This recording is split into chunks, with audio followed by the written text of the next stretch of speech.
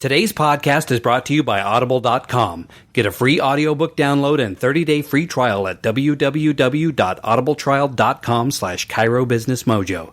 Over 180,000 titles to choose from for your iPhone, Android, Kindle, or MP3 player. Welcome to the Chiro Business Mojo podcast, where we deconstruct the methods, marketing, and mindset of successful business people and chiropractors from around the world. And now your host, Dr. Richard Day. Yes, I am Dr. Richard Day, and this is the Chiro Business Mojo podcast. So nice to be with you again today.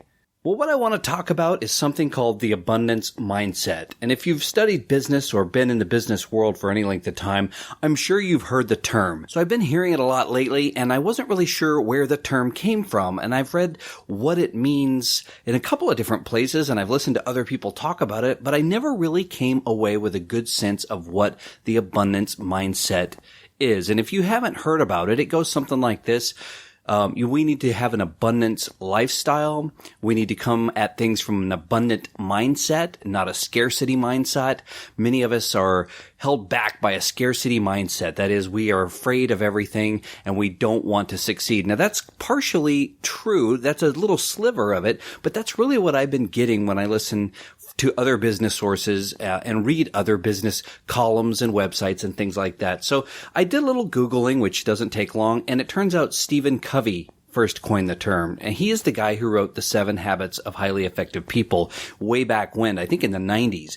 And I haven't read the book. I read it when it first came out, but I haven't read it recently. So I didn't associate it with Covey at all, but I went back to what Covey actually talked about, and then I thought about how it applies to us as chiropractors and as business people, and I can kind of see where the current people, where they are coming up with this, and it does make sense. So I want to cover a little bit of that today, in case you have never heard the concept, or you have heard it but weren't quite sure what it means and how to apply it.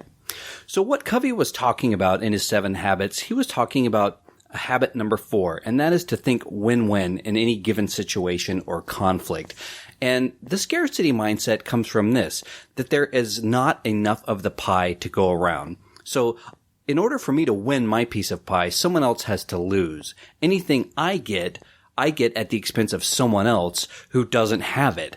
And that's it. He calls this a zero-sum game. So there's a winner and there's a loser, and that is that. And if you don't want to be a loser, you have to fight for your slice of the pie. What he says is maybe there's another approach that's a little bit better, because that approach, fighting for that piece of pie, is very limiting. It limits our thought process and what we bring into our lives.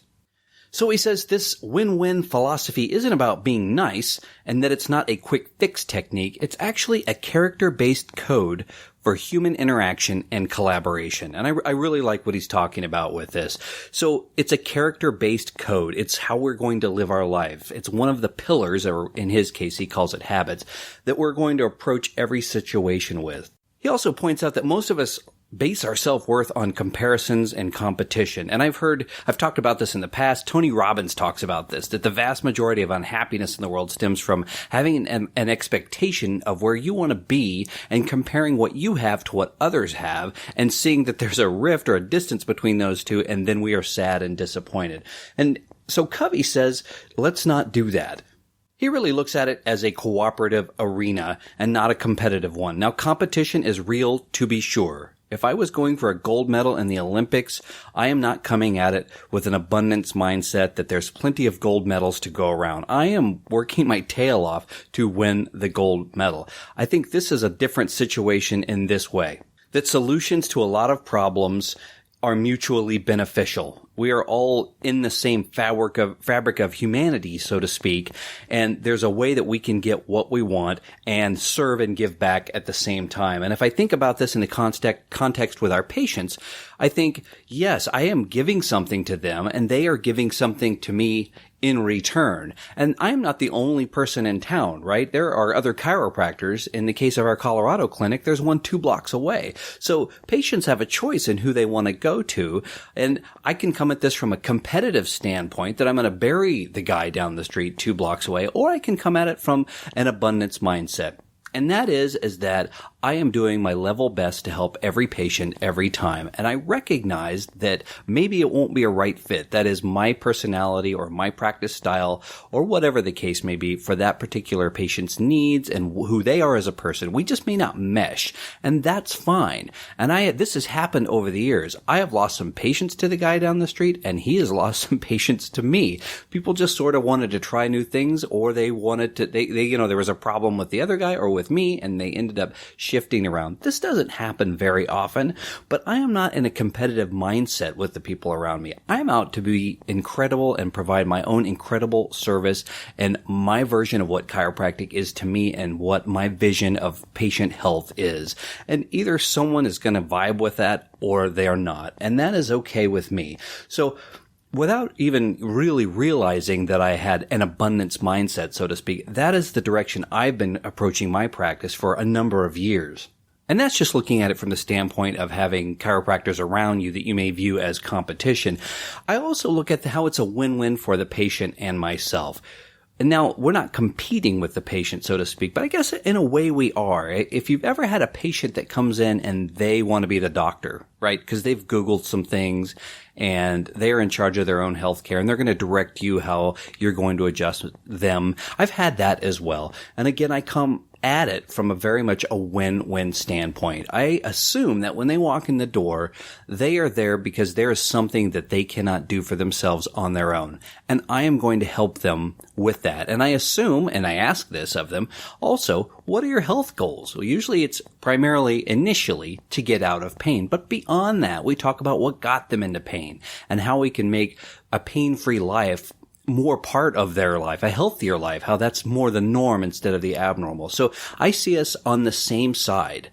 And the enemy is lack of health, lack of function, lack of abundance, I guess, in their life as well. However you want to define health, I see myself and the patient on the same side. And that is where our mutual interests are. And so what I do is I get them involved in taking responsibility for their health. I do this in a number of ways. I have them jump on a stretching machine that we have in our office and they do some active stretching.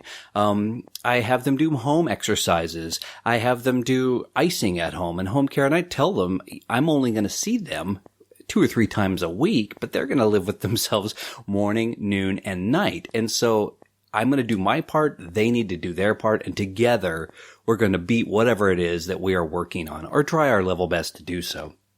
So Covey goes on to say this. He says, if you have a win-win attitude or an abundance mentality, you're going to have integrity. You're going to stick with your true feelings, values, and commitments. You're going to have maturity. You're going to express your ideas and feelings with courage, consideration for the ideas and feelings of others. Abundance mentality, believing there is plenty for everyone. And that's really the biggest key. There is plenty for everyone. There are plenty of chiropractors for patients out there. There are plenty of different patient types for every other chiropractor in the world. They're just, it's really freeing when you are not coming from a place of scarcity. Now, when I take myself back to when I first opened my very first practice, there is a scarcity mindset. And you have to have that because you don't want to go out of business, right? You are hoping that you have enough money to break even. And really for us, that's the goal. And I think that should be the goal, at least initially, until you are breaking even. But there always should be above and beyond that a bigger picture. And that is the abundance mindset. It's not really too far beyond if you've just opened your doors or are getting ready to. It's right around the corner. But also at the same time, be smart. Make sure you're not overexpending. That's one thing abundance mindset is. It's not, hey, I'm going to go run up a bunch of credit card bills because I know I'm going to be successful because if I build it, they will come. It's not that at all. So other folks like John Maxwell, he is a well-known motivational speaker and coach, and he's taken it a step further. And what he says is that leaders who allow a scarcity mindset to work its way into their culture will pay a high price. That's when resources like money, opportunity, and recognition are perceived to be limited. Then he says that paranoia, fear, and politics thrive. So in this environment, people become nervous and afraid to make mistakes. And as a result, teamwork and innovation suffer. And I can really see that even in small teams like we have in our chiropractic offices, you really don't want to come at things with a scarcity mindset. So he offers some suggestions on really how to put yourself in that, get yourself out of the scarcity mindset and put yourself into the abundance mindset. And I like these because there are definite actionable things you can start doing tomorrow. So the first one is offer words of appreciation to anyone who works for you, to anyone who is doing a good job, a patient. Say, I appreciate that you are doing so well with your home exercises. I can really see this is starting to pay off, or words to that effect. But let people know how much you value what it is that they do. Choose to see opportunity. When something happens, and something's always going to happen, start viewing it as an opportunity. And one of the things that I've talked about before, and this isn't my original thought, Tony Robbins really said it best, is that people think that life is happening to them when it's really happening for them. And so that's another way of looking at it is to say, choose to see the opportunity. When things happen to you, they aren't really. They're happening for you, and they're providing you an opportunity. And I've seen it in my personal life with my first marriage that did not work out, unfortunately. And in business, when things don't work out as well, if you hire the wrong person, it's got to be looked at as an opportunity. It comes with the game of life, and really when it comes down to what you control is how you see it. So start seeing those things as opportunities. And even if they're an unwelcome opportunity, know that when these things happen, we always figure out a way, and we always come out better on the other end.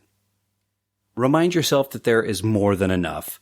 That I kind of haven't beaten this to death, but there's plenty out there. Plenty of patience, plenty of money to be made. It doesn't matter how many chiropractors are out there or in your area. I'm here in Kansas City, and the word is that it's very saturated with chiropractors. And that's true. There's a lot of chiropractors around, but there's a lot of chiropractors doing very, very well.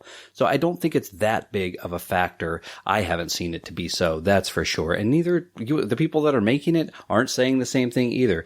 And very often, the people that aren't making it, it is for a lot of reasons that have more to do with themselves than how many chiropractors are around their office.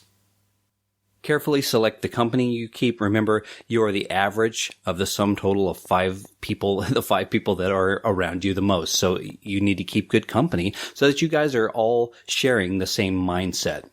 Spend some time in reflection. I talked about this 21 days of gratitude, but that's definitely a way that you can change your mindset and get it out of the scarcity mode and start getting it into the abundance mode.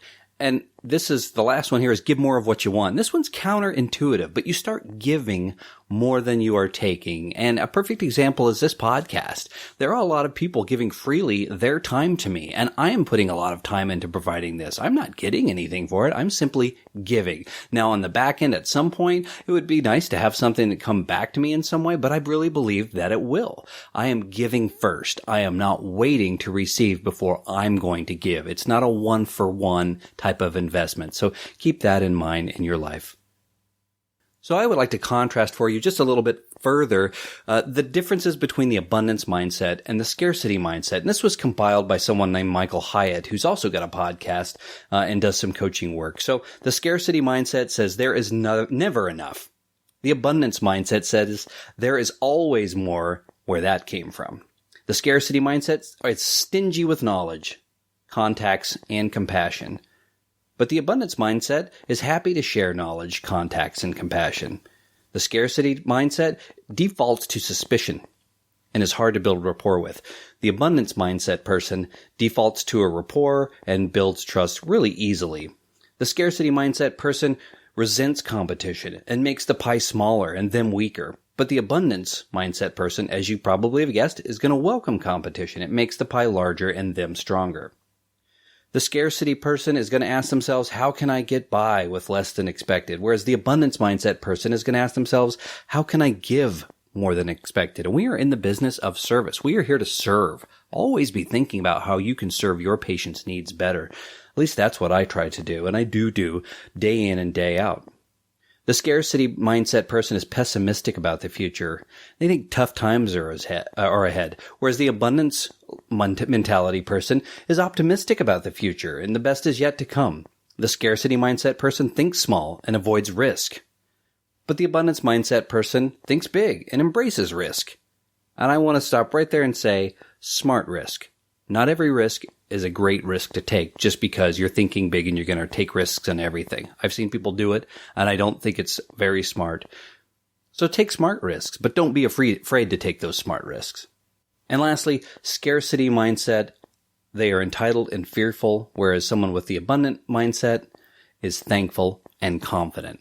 So you always want to have gratitude for what it is, and you look back and you're going to see what you have to be thankful for and grateful for, and you're going to have an air of confidence about you because you know that you have a lot of good things in your life, and those will never be taken from you. You can be thankful for those accomplishments or the places that you've been or the degrees or certifications that you hold. You will have those things, and you're going to be confident from reflecting on those. I hope this has been helpful to you. I hear the term a lot, and to really nail down what it is and how you can achieve this sort of nebulous concept. At least to me, I was thinking abundant lifestyle. Well, I'm going to go on a shopping spree. That is not what it is. It's something completely different. So I hope this has been helpful to you, and we'll catch you next time. Hey, this is Dr. Day. I hope you are enjoying the show. If you are, please do us a favor and jump on over to iTunes to subscribe, rate, and review. Thanks. Thanks for listening to the Cairo Business Mojo podcast at www.cairobusinessmojo.com.